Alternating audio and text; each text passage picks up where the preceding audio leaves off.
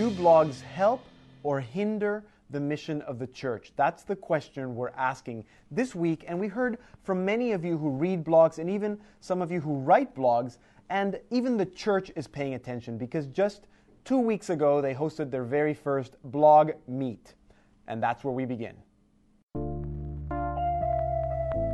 An international crowd of about 150 people showed up for the Vatican's historic invitation of bloggers to Rome. The 4-hour-long conference allowed many Catholic bloggers, Twitterers, and Tumblers from around the world to meet each other, share ideas, and find ways to work together.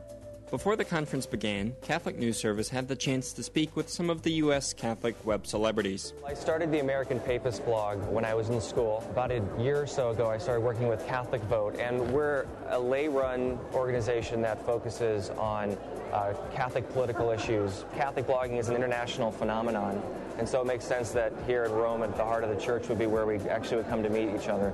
The internet is the digital continent, and like any space where human beings live, it needs evangelizers and it needs, apostles. Brandon Vaught, author of The Thin Veil, who has written a soon-to-be-published book on Catholics and the new media, said that the blogosphere and internet are the new Areopagus, the arena in which all ideas come to dialogue. More than one recent pope has called the blogosphere the digital Areopagus, the place where all ideas come to meet. And I think it's true that if the church isn't present in this Areopagus, just like if Paul wasn't present on the Areopagus of his day, our voice is absent. Rocco Palmo, well known for his Whispers in the Loggia blog, which boasts some 14 million readers annually, said that the conference is merely the first step the Vatican is taking to increase collaboration among the bloggers and the Holy See. This is simply a first step. This isn't, the be-all and end-all of Vatican engagement with new media. Palmo said the fact that the meeting was called by the Vatican was proof that bloggers are making a difference in the universal church. This is Peter, this is the church doing what it does best, bringing us together, confirming our faith. And it's an acknowledgement that, what together we've all done these last years, each in our own way, has contributed something to the life of the wider church. And really, you can't ask for more than that. I don't know if our shift to blogging reflects a look-at-me culture or perhaps a culture that is increasingly having a short attention span, but I do believe that if St. Paul was alive today, he would probably have a blog. Now, to sort through all these questions, I'm joined today in our studio by Salt and Light producer Kris Dmytrenko, and also joining us via Skype is Rocco Palmo. He's the man behind the popular Catholic blog, Whispers in the Loggia. Welcome, Rocco. Thank you, Pedro. And I also have to say, Rocco, that you are a former U.S. correspondent for the London-based International Catholic Weekly, The Tablet, and you've also served as a church analyst for the New York Times, Associated Press, BBC, NBC, National Public Radio, and a ton of other media outlets. So it's great to have you joining us today for this discussion, both of you. So maybe this might seem like it's not a necessary question, but I think we need to have a level playing field. How would you define a blog, in case anybody has any doubts? What would you say, Kris, is a blog? Well, I mean, it's a weblog, and how it's characterized is you've got basically it's kind of like a scroll where the most recent item is at the top. But beyond that, in terms of content, you've got news, you've got opinion, and so really the question is, what isn't a blog? So, Rocco, would you agree? Like, what defines a blog? Can anything goes? Well, I think, Pedro, yeah, it's because all you come to it with is software, and from there you make it anything you want it to be. You make it who you are. And in the context of the church, I think over these years we've seen literally a million voices bloom. Yeah, that's right. Kris, because you read blogs, so why do you read a blog? Well, I think it's largely for myself, it's context. I mean, the Catholic news can be quite confusing. If you just look at the Vatican Information Service or the Bollettino, what comes out of the Vatican doesn't necessarily provide you with a lot of context to help make sense of the stories and the changes that are happening in the church. Okay, and Rocco, I mean, you write a blog, but you also read blogs, so why would you read a blog? Well, you read it because, one, it's coming from, a perspective that's not an official perspective, I think, in terms of the church, but there's also, because let's face it, so much of the church's communication can be institutional, can be, frankly, corporate.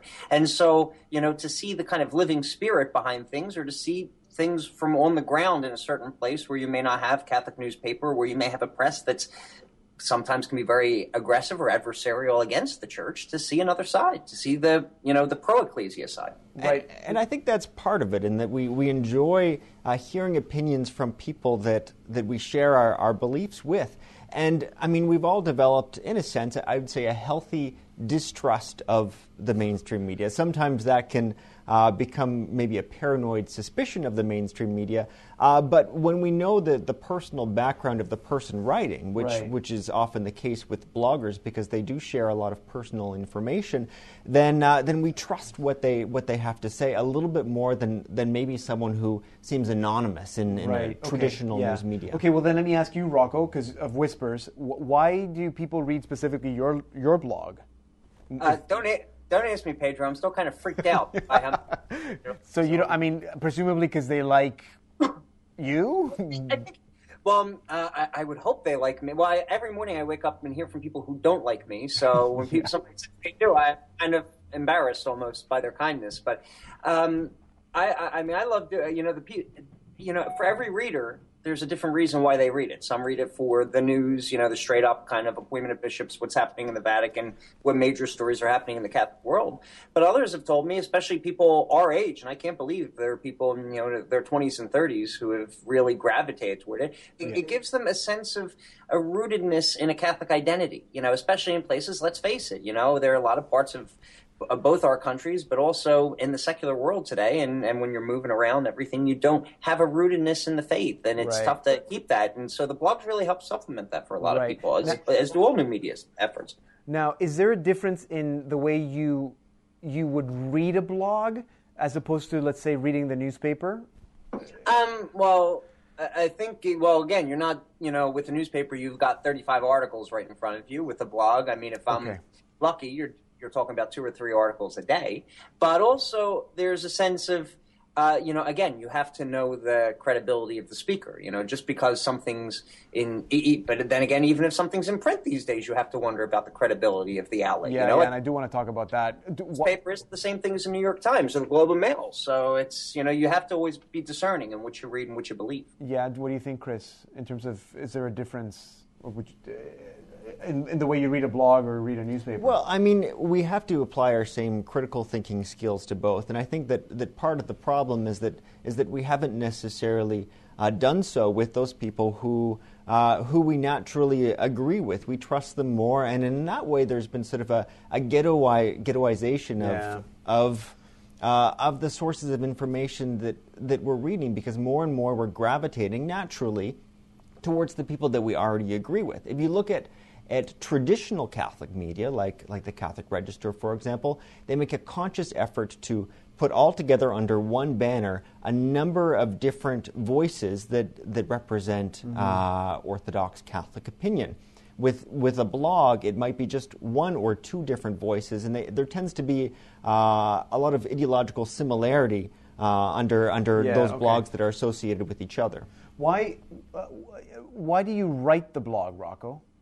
I met some incredible people growing up, and who loved the church, who did incredible work as lay people, as priests, as religious. And I always wondered what made them tick. But a big part of it was, beyond prayer and the sacraments, was a sense of horizontal communion, finding out what's going on, and keeping an eye on the wider church. And I became fascinated with it. I grew up with, great interest in the news myself, and in kind of politics and personalities. Right. And to myself, well, how am I going to bring all this together? And obviously the traditional press has stumbled the last couple of years and is trying to figure out how to survive in this new marketplace. And so I just thought, well, for my own interest, I'm going to do a blog. And I gave the address to 3 friends and started spreading by word of mouth. So now I do it as my job. Yeah, that's right. Let me read to you a comment. So we post a question on Facebook, and we get lots of comments. This one came from Candace Anderson. I believe she's in the Toronto area. She says, "Thank God for the age of the democratization of information. Better this than the mass media age of the powerful few that created a censored media landscape that shut down the national dialogue on abortion in Canada, amongst other consensus-building benefits. What's being answered is, are some Catholic blogs good and are other Catholic blogs bad? Who's deciding that one? What's the criteria? And what do you do when you make the decision?" So I guess she's asking, first, I guess she's making the point about, you already kind of said it about she calls it democratization. You think it might be more of a ghettoization. Well, I think she's touching on an important point in that I think we all agree that there needs to be a democratization of opinion and people being able to feel that their voice is heard and that their particular opinion is represented. However, with the church itself, the church isn't a democracy, and there is a magisterium, and there are particular people that the Pope has appointed to interpret that magisterium, and this is where we start running into problems when people start assuming that for themselves. Okay, so let me ask this, and maybe Rocco can start. So what's the criteria then in terms of this credibility issue? With this democratization, you have a polarization. So but you also have viewpoints, again, on the extremes that would not have been in the media debate 20, 30 years ago, even 10 years ago, that now can run their own media empire, in essence, through the internet and not be censored and not be regulated in any way, whether by civil authority or church authority. I mean, there are people on the left of the Catholic spectrum and people on the right, each of whom have their own deficiencies, shall we say, with in agreeing with the magisterium or seeing some things as optional when they're not, and who will skew information to that end. So you almost have to read things like a European newspaper as opposed to straight up objective journalism, then to see the vantage point from which the author's coming from, and once you get that, then you can discern the rest. Yeah, and I actually want to continue talking about that, because the question for me would be, well, should the church be concerned about that particular issue? But we're going to take a little break. Don't go anywhere. It's a short break. When we come back, we're going to start off by looking at this year's message for Social Communications Day. So don't go anywhere. Let us know your perspective. Email us at perspectives@saltandlighttv.org or reach us by mail. Perspectives at Salt and Light Television, 114 Richmond Street East, Toronto, Ontario, M5C 1P1. Or call us toll-free at 1-888-302-7181. Let your perspective be heard.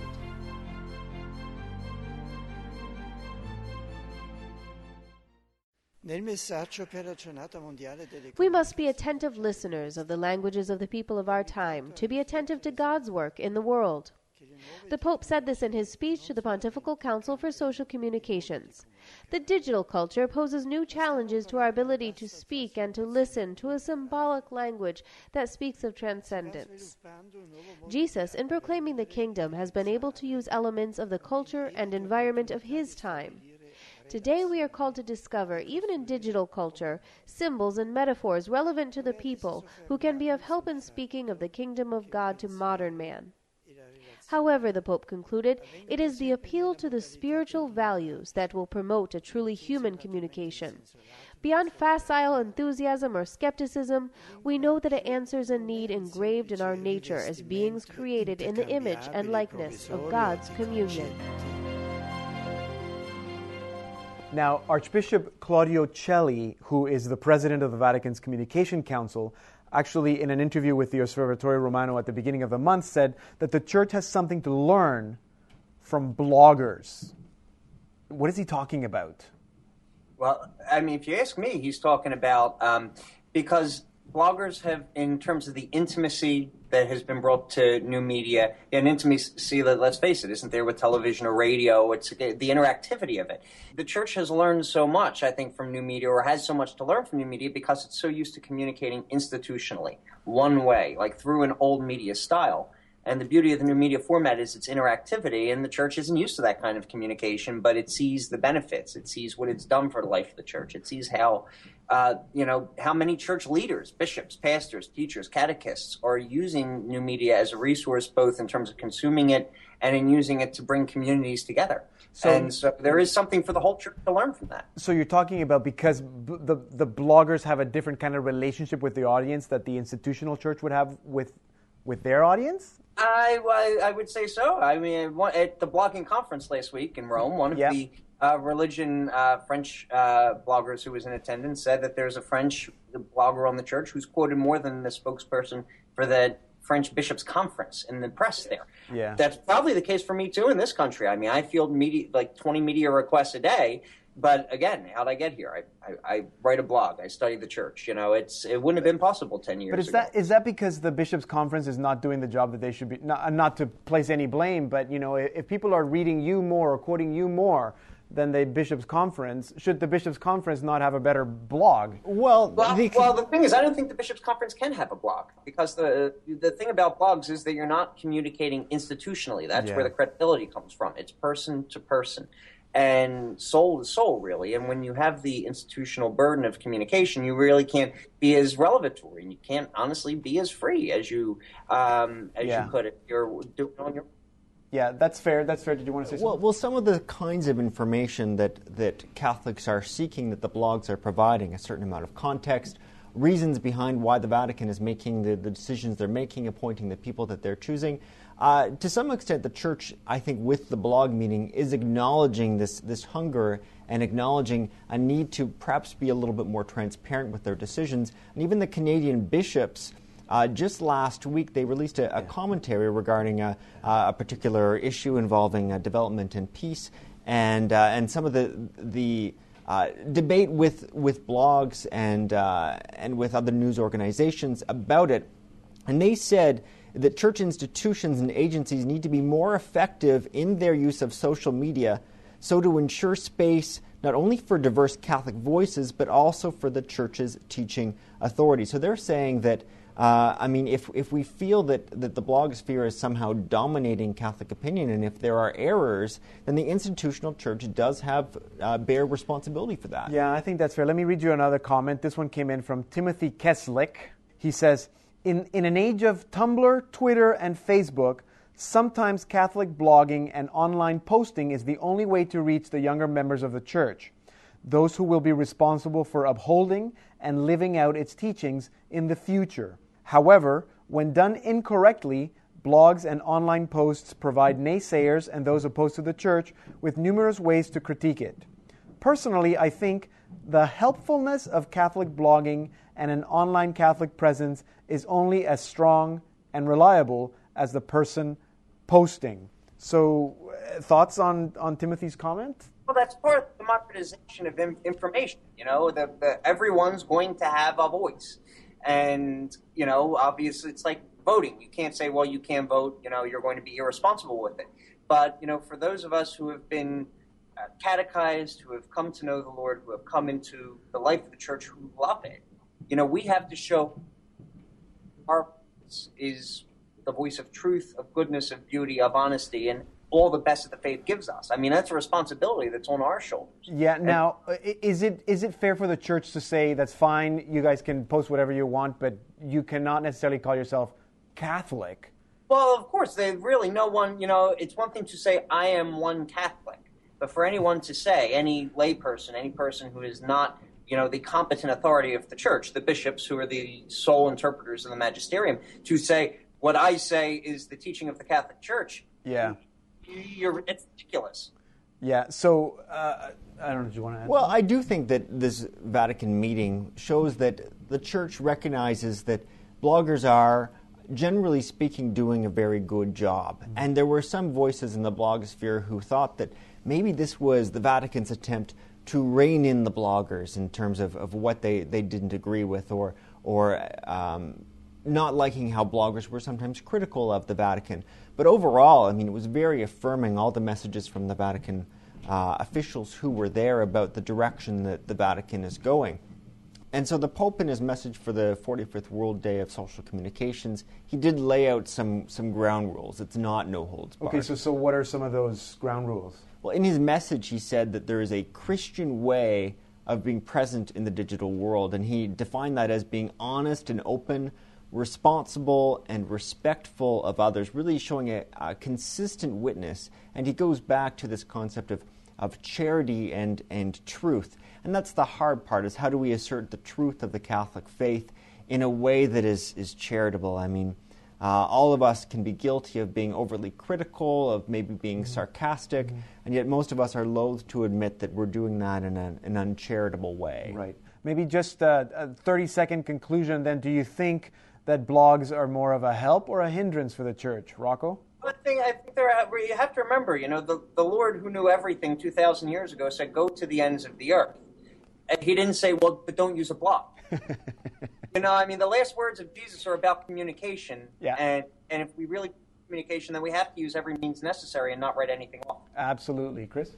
I don't think anyone disagrees that the blogs are helping the church.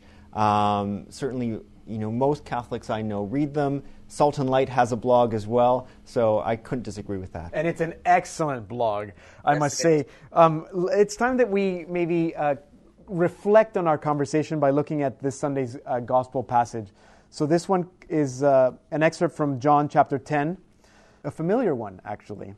The one who enters by the gate is the shepherd of the sheep. The gatekeeper opens the gate for him, and the sheep hear his voice. He calls his own sheep by name and leads them out. When he has brought out all his own, he goes ahead of them, and the sheep follow him because they know his voice.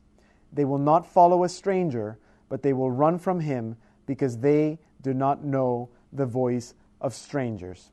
So again, that's John chapter 10, verses 2 to 5. Rocco, would you like to share a brief reflection? Yeah, sure. When we talk about Catholic media, each of us who's in it, whether we're consumers, but especially those of us who speak to audiences, we almost share in the responsibility of the pastors of the church, because it's our job to gather the church together into unity, to really imitate the Good Shepherd who loved the sheep and who nourished the sheep and who cared for them. Mm-hmm. And so no matter how, sometimes the sheep can get a little rowdy or a little wayward. That doesn't mean we stop loving them, we need to bring everybody together. And I don't know, that's, especially given the theme of communications today, that's what strikes me going into this Sunday with the gospel. Yeah. Thank you. Chris? Well, when hearing the passage, I was thinking about the difference between the gate and the gatekeeper. And I think sometimes those of us in Catholic media, not just bloggers, but those of us on television as well, we can think that our opinions are particularly important, and we can think that we're the shepherd, and really we're just the ones who are sitting there at the gate,